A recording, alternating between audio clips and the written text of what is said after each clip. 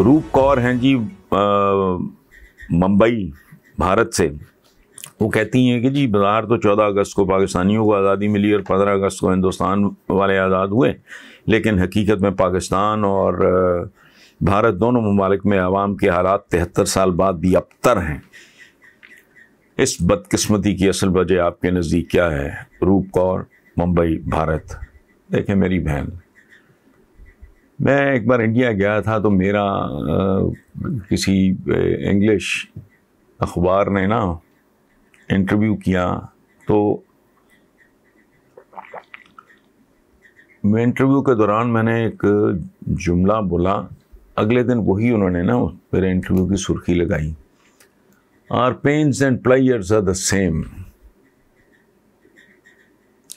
हमारे और आपके दुख और सुख एक जैसे हैं, हमारे अलमिये भी एक जैसे हैं, हमारी लीडरशिप भी मिलती जुलती है, हमारा बहुत कुछ। बदकिस्मती की इंतहा है कि आज 73 साल बाद आप उधर बैठ के ये बात कर रहे हो, मैं इधर बैठ के ये बात कर रहा हूँ, बिकॉज इट्स अ रियलिटी। अगर साइंटिफिकली देखो तो शायद ये हमारे डीएनए का कसूर है, और दूसरा ये है कि लीडरशिप का, तीसरा ये है कि अवाम का, ये मिला जुला सा, it is a blend of so many things, it's a cocktail, बहुत सारी चीज़ों का ये बदकिस्मती से।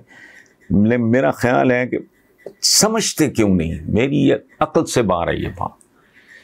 जैपनीज़ को अमेरिकन्स ने बर्बाद करके रख दिया, उनका आइन तहस नहस कर दिया, उनकी बादशाहत को एक आराइशी बादशाहत बना दिया, उनसे हर किस्म के हथियार, सेकेंड वर्ल्ड वॉर के बाद बात कर रहा हूँ, उनको निचोड़ के रख दिया, उनको बर्बाद कर दिया। जनरल मैकार्थर था, उन्होंने लो प्रोफाइल में बढ़ के नहीं मारी, चचोरपन नहीं किया घटिया कौमों की तरह, उन्होंने उसी अमेरिका को उल्टा लटका दिया इन टर्म्स ऑफ इकोनॉमी।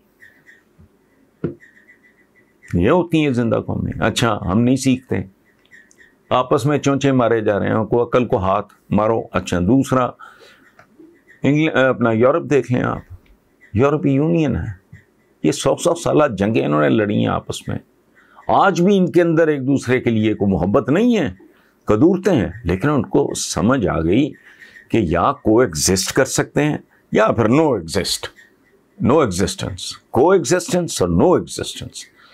और ये है दौर है, ज़माने और हैं, वक्त और है, इसके तकाजे और हैं, लेकिन बहरहाल हमारे अवाम भी उसी तरह के हैं। और हमारे दीन में एक बड़ी पता की बात बताई गई है कि जैसे हुक्मरान हों वैसे ही, जैसे अवाम हो वैसे ही हुक्मरान उन पर मुसल्लत कर दिए जाते हैं।